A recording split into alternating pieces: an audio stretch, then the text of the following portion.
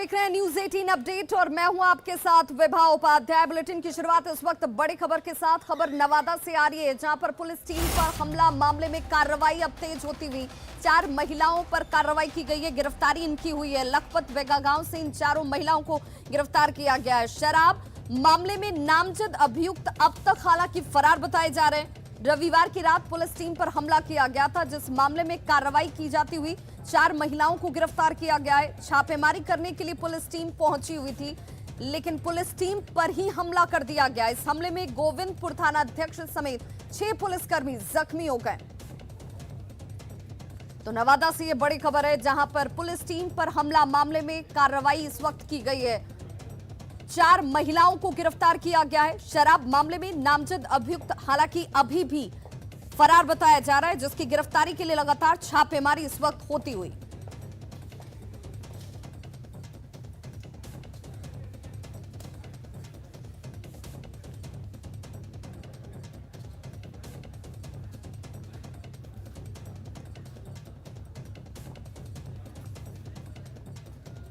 और देखिए, त्योहार का मौसम शुरू होते ही कैसे टिकटों की कालाबाजारी और इस खेल से जुड़े हुए जो लोग हैं वो चांदी काटने लगते हैं। एक तस्वीर आपके सामने, जहां पर कार्रवाई की गई है। जिस संस्थान से 35 लाख रुपए की टिकट फर्जी तरीके से आईडी बनाकर लोगों तक पहुंचाई जा रही थी, बेची जा रही थी, उस पर यह कार्रवाई होती हुई संस्थान को सील कर दिया गया है। तस्वीरें आपके टीवी स्क्रीन पर इस वक्त।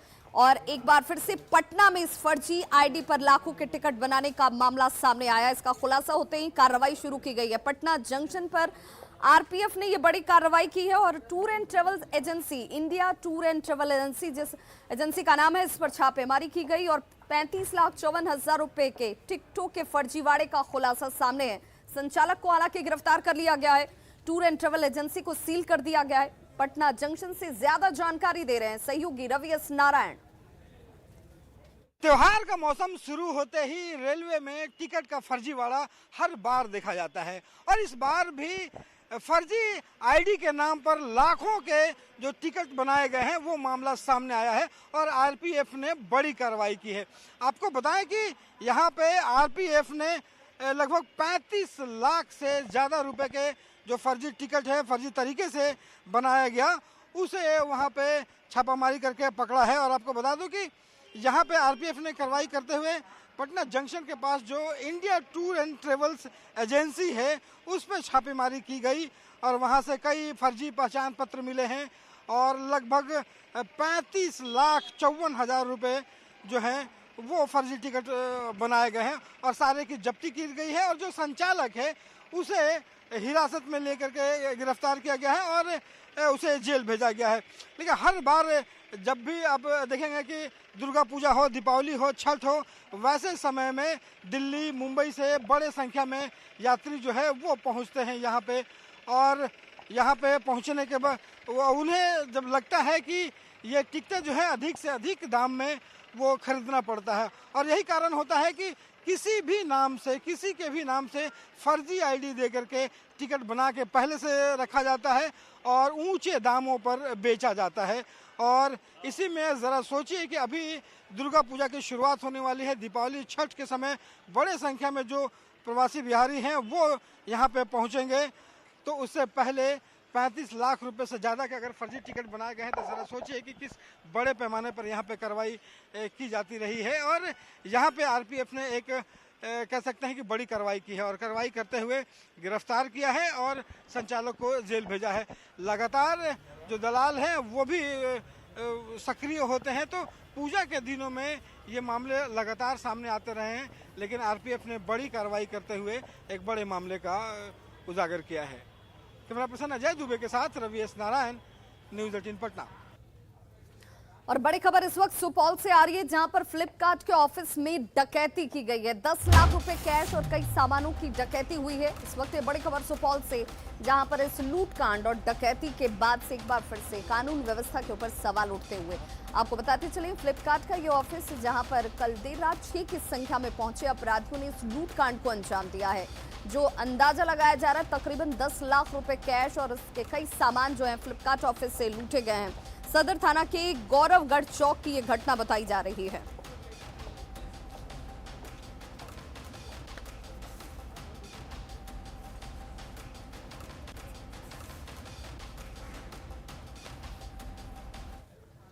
और देखिए लगातार हो रही बारिश ने एक बार फिर से डीएमसीएच की कुव्यवस्था को उजागर कर दिया है। जल जमाव और इससे उत्पन्न हुई परेशानी लोगों के बीच इस वक्त सबसे बड़ी समस्या बनकर सामने तस्वीर आपके है और ये डीएमसीएच की तस्वीर है। अगर आप इस डीएमसीएच तक पहुंचना चाहते हैं, अस्पताल जाना चाहते हैं तो घुटने भर पानी में डूबकर आपको जाना होगा। हालात किस कदर इस यहाँ पर खराब है अंदाजा लगाइए। जो मरीज यहाँ पर स्वास्थ्य लाभ के लिए पहुंचे, जिन्हें अपनी सेहत में सुधार के लिए यहाँ पर पहुंचना हो, वो इन बीमारियों को आमंत्रण के साथ पहुंच रहे हैं। तस्वीरें आपके सामने जल जमाव से हालात के खराब होने की। डीएमसीएच का मेडिसिन विभाग बारिश के पानी में पूरी तरह से डूबा हुआ है। अस्पताल कर्मचारी से लेकर मरीज सभी परेशान हैं। आना जाना लोगों के लिए इस वक्त दूभर हो गया है। घुटने भर गंदे पानी में आवाजाही की ये तस्वीर आपके सामने किस कदर यहाँ पर स्थिति भयावह है वो बताती हुई, दर्शाती हुई डीएमसीएच का हाल बता रहे हैं सहयोगी विपिन कुमार दास। लगातार 3 दिनों के बारिश ने शहर की सूरत तो बिगाड़ के ही रख दी है, लेकिन अभी हम हैं डीएमसीएच के परिसर में और ये डीएमसीएच का मेडिसिन विभाग है। और आप देखिए कि ये सुपर स्पेशलिस्ट अस्पताल है, उसके जस्ट सामने जो है मेडिसिन का ये परिसर है और परिसर में घुटने भर पानी जो है लगा हुआ है, जिसके कारण जो है यहाँ मरीज जो है बेहाल हैं। कहें तो इस जो अस्पताल में जितने भी कचरे हैं सब आपको तैरते हुए नजर आएंगे। यहाँ तक घुटने भर जो है पानी है और रास्ता किधर है, नाला किधर है, ये अनुमान नहीं लगाया जा सकता है, जिसके कारण बहुत सारे मरीज जो हैं गिरते पड़ते जो है अपने अस्पताल तक आते हैं, अपना इलाज करा पाते हैं। कुछ मरीज के परिजन हैं, उनसे पूछ लेते हैं कि क्या परेशानी हो रही है। क्या परेशानी हो रही है आपको? सर जी, यहाँ पे बहुत ज़्यादा परेशानी हो रहा है क्योंकि हम यहाँ पे 4 दिन से रह रहे हैं और 4 दिन से चक्कर मार रहे हैं और पानी तो देख ही रहे हैं आप, पूरे नंगे पाँव जाना पड़ता है और बहुत ज़्यादा कहीं गड्ढा है, कहीं कुछ है, कभी कंकर उंकर फंस जाते हैं, कभी बहुत ज़्यादा दिक्कत हो रहे हैं इसमें। और मरीजों के तो बस वैसे भी देखभाल ज़्यादातर नहीं हो रहा है। मतलब कि कैसे परेशानी हो रही है? परेशानी तो बहुत काफ़ी हो रही है। क्या परेशानी हो रही है? परेशानी पानी का हो रही है, आने जाने में, पेशेंट का दवा लाने में हो रहा है। जो महंगा दवा रहता है डीएमसीएच में रहता नहीं है, लाना पड़ता है बाहर से। कितना पानी जाते हैं? इतना पानी है अभी भी उसमें, संक्रमण का भी डर रहता हुआ रहबे करेगा, उचित रहेगा उसमें। बीमार और हम विशेष क्या कहें। क्या नाम हुआ? संतोष लाल देव। तो जो पानी है उसे निकालने के लिए नगर निगम जरूर जो है पंप सेट लगाया हुआ और पानी निकासी कल से ही हो रहा है, लेकिन अभी भी घुटने भर पानी जो है डीएमसीएच के मेडिसिन परिसर में कब्जा जमाए हुआ है। विपिन कुमार, न्यूज 18 दरभंगा।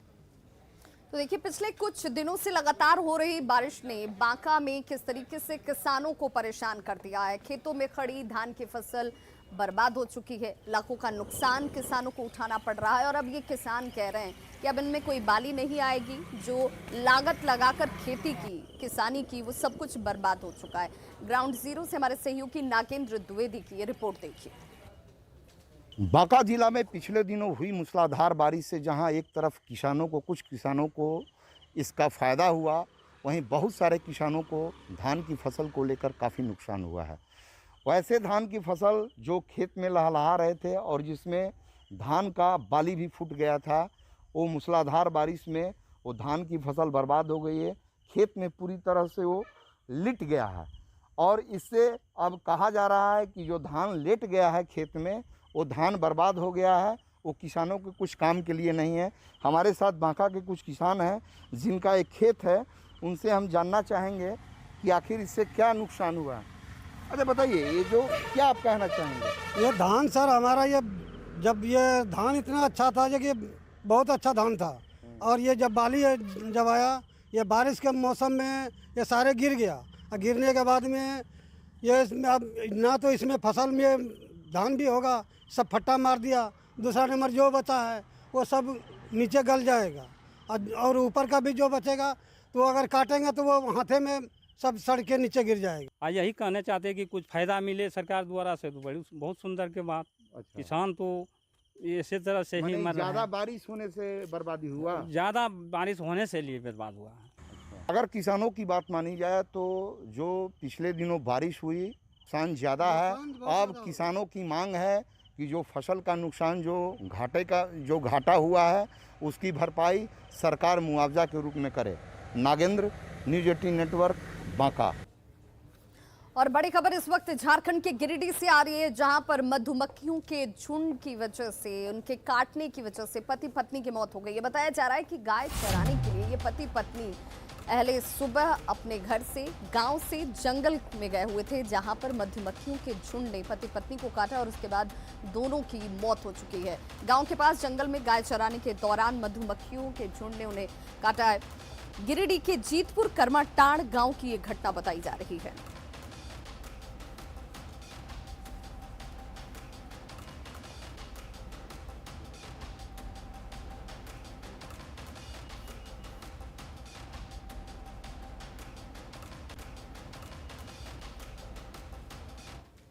और जन अधिकार पार्टी के प्रमुख पप्पू यादव की आज मधेपुरा कोर्ट में पेशी है। सुबह 9:30 बजे वो डीएमसीएच से एम्बुलेंस के जरिए मधेपुरा कोर्ट के लिए रवाना हुए। आज 32 साल पुराने मामले में, अपहरण के जिस मामले में उन पर सुनवाई होने वाली है, उम्मीदें ये जाहिर की जा रही हैं। जो उनके समर्थक हैं, चाहने वाले हैं, वो ये कह रहे हैं कि आज जमानत मिल सकती है। पप्पू यादव ने खुद भी कहा कि मुझे बिहार की जनता और न्याय व्यवस्था पर पूरा भरोसा है। आज उम्मीद है अदालत से आज जा रहे हैं, आज क्या उम्मीद लेकर? हमेशा जनता और न्याय पर भरोसा है। मुन्ना जी बताएं। मुन्ना जी आज क्या कहेंगे? देखिए, न्याय पे पूरा भरोसा है और अब तक 5 महीने तक कंटिन्यू न्याय के भरोसे पे यहाँ मौजूद रहे। अभी जा रहे हैं न्यायालय, जा रहे हैं मधेपुरा, वहाँ से जो फैसला होगा हम लोग उसका सम्मान के साथ आप लोग फिर ब्रीफिंग करेंगे।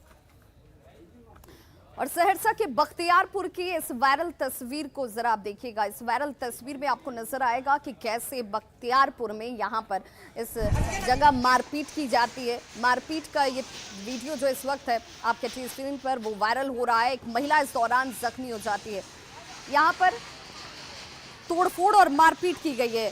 घायल महिला को इलाज के लिए फिलहाल अनुमंडलीय अस्पताल में भर्ती कराया गया। वायरल वीडियो में आप देख सकते हैं कि कुछ लोग स्टील की चादर से बनी हुई दीवार को तोड़ने की कोशिश कर रहे हैं। दूसरे पक्ष की तरफ से जब इन्हें रोका टोका गया तो पत्थरबाजी भी की गई है। लाठी डंडे से लैस कुछ लोगों ने यहाँ पर जमकर पथराव किया है और पूरा इलाका जो है कुछ देर के लिए रण क्षेत्र में तब्दील नजर आया।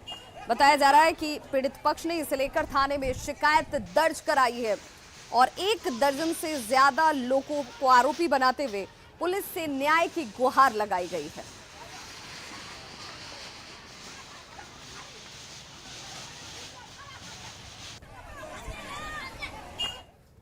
और अब बात पूर्णिया के आशुतोष की। पूर्णिया के आशुतोष ने अपनी उपलब्धि से सिर्फ अपने गांव का नहीं, अपने परिवार का नहीं, प्रदेश और देश का नाम रोशन किया है। जी हां, उनका चयन इसरो में हुआ है और 22वां स्थान उन्होंने पूरे देश में हासिल किया है।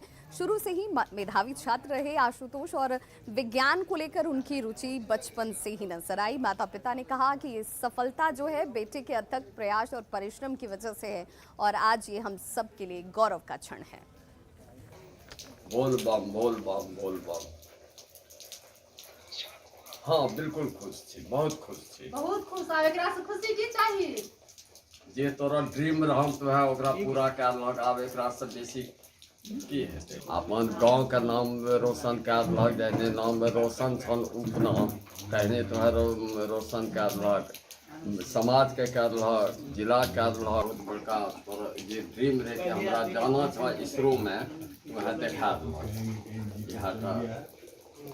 साल मेरा रैंक इसरो साइंटिस्ट में ऑल इंडिया रैंक 22 आया है और यह डिपार्टमेंट ऑफ स्पेस के अंतर्गत आता है। मेरी प्राइमरी स्कूलिंग वो पूर्णिया में ही हुई है, जिला स्कूल एवं सरस्वती विद्या मंदिर में। उसके बाद मैंने अपना बीटेक इन मैकेनिकल इंजीनियरिंग किया है फ्रॉम KIT यूनिवर्सिटी उड़ीसा और मैंने एमटेक किया है इंजीनियरिंग एनालिसिस एंड डिज़ाइन में फ्रॉम IIT दिल्ली। जैसे अब्दुल कलाम ने देश का नाम किया, उसी तरह मेरा भी बेटा वैसा ही बने, वैसा ही नाम करे, बस यही चाहती हूँ। मेरी बेटी भी उसी लाइन पर चल रही है, BSc में सेकेंड पार्ट का भी एग्जाम दे के आई है। 2 रैंक लेके हम लोगों का सर ऊंचा कर दिया है। हम बहुत संघर्ष करके बच्चे को पढ़ाए और उनका यही था, ड्रीम था कि हम इसरो में जाएंगे और वैज्ञानिक बनेंगे। और उनका फ़ोन आने के बाद बहुत खुशी का माहौल बन गया। आज को पता चला, गांव को पता चला तो बहुत ज़्यादा खुशी का माहौल हुआ और वो बहुत संघर्ष होकर पढ़ाई किए। और जब परिवार का माहौल लॉकडाउन के कारण समस्या में घिर गया था। और चलिए अब आपको रांची के कांके प्रखंड के ऊपरी कोनकी के पहाड़ों के बीच बहुत सारे ऐसे रहस्यमय चीज़ें हैं जिससे आप अनभिज्ञ हैं, लेकिन यहाँ के ग्रामीणों ने एक ऐसी गुफा के संबंध में जानकारी दी जहाँ न्यूज़ 18 की टीम 4 किलोमीटर का सफ़र तय कर पहुँचती है और इसके रहस्य से, इसके रोमांच से आपको रूबरू कराते हैं। नई जगह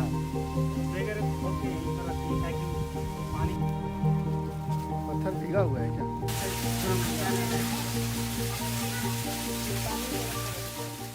रांची के आसपास पहाड़ों में मौजूद कुदरत के खजाने में ऐसा बहुत कुछ है जो हमें चौंका सकता है। बस जरूरत इस बात की है कि हम इन खजाने का सही तरीके से इस्तेमाल करें। पिठौरिया में पहाड़ों की एक पूरी श्रृंखला है जिसके ओर छोर का पता ही नहीं चलता। इन्हीं पहाड़ों पर बीहड़ जंगलों में ऐसा बहुत कुछ है जिसकी जानकारी यहाँ सालों से रहने वाले ग्रामीणों को ही है, लेकिन 15 किलोमीटर दूर रांची में बैठी सरकार अपने पास मौजूद कई रोमांचकारी रहस्यों से अनजान है। दरअसल पूसू पहाड़ पर घनघोर जंगलों और चट्टानों के बीच 70 फीट लंबी एक ऐसी गुफा है जहां ग्रामीणों के अलावा कभी कोई नहीं पहुंचा, लेकिन हम आखिरकार यहां पहुंच ही गए। ये गुफा तकरीबन आप यहाँ से 70 फीट अंदर गहरी गुफा है और ये गुफा जो है अंदर में महादेव का यहाँ शिवलिंग है और समझ सकते हैं कि अंदर झरने का वही नज़ारा है जो आमतौर पर आप बड़े हिल स्टेशनों में पहाड़ी गुफाओं में देखते हैं। इस गुफा के भीतर हमेशा पहाड़ों से पानी गिरता रहता है और इस अंधेरी गुफा के अंदर एक बार में एक ही व्यक्ति प्रवेश कर सकता है। गुफा के अंदर करीब 7 फीट पत्थर की एक शिवलिंग है जिसके चारों तरफ झरने का पानी बहता रहता है। मकर संक्रांति के दिन इस गुफा के पास एक मेला भी लगता है जिसमें बड़ी संख्या में स्थानीय ग्रामीण शामिल होते हैं।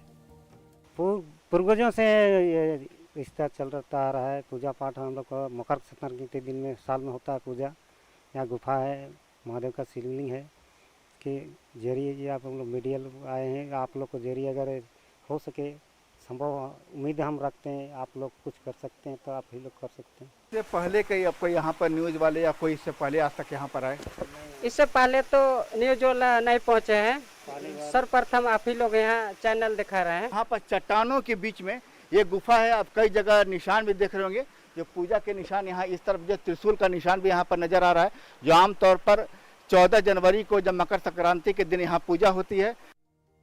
बड़ी बात यह है कि पूसू पहाड़ी पर मौजूद ये गुफा मुख्यमंत्री आवास से महज 15 किलोमीटर की दूरी पर है। ऐसे में ये जरूरी है कि सरकार इन इलाकों के विकास पर ध्यान दे, गुफा तक रास्ते का निर्माण कराए ताकि प्रकृति की खूबसूरती के दीदार के साथ ही शिवलिंग की पूजा भी लोग कर सकें। न्यूज़ 18 के लिए रांची से संजय कुमार सिन्हा की रिपोर्ट।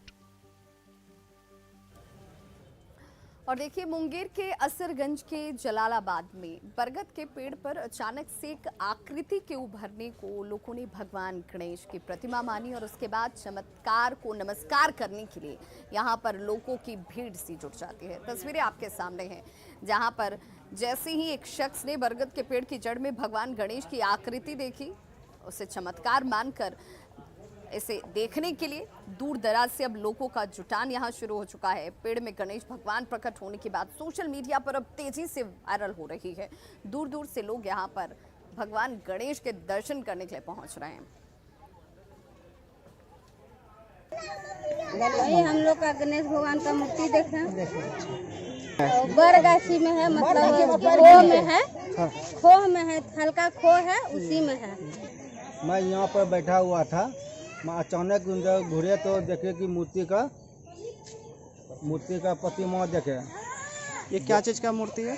गणेश भगवान का देखे तो हम बोले कि गणेश भगवान का यह मूर्ति निकल गया।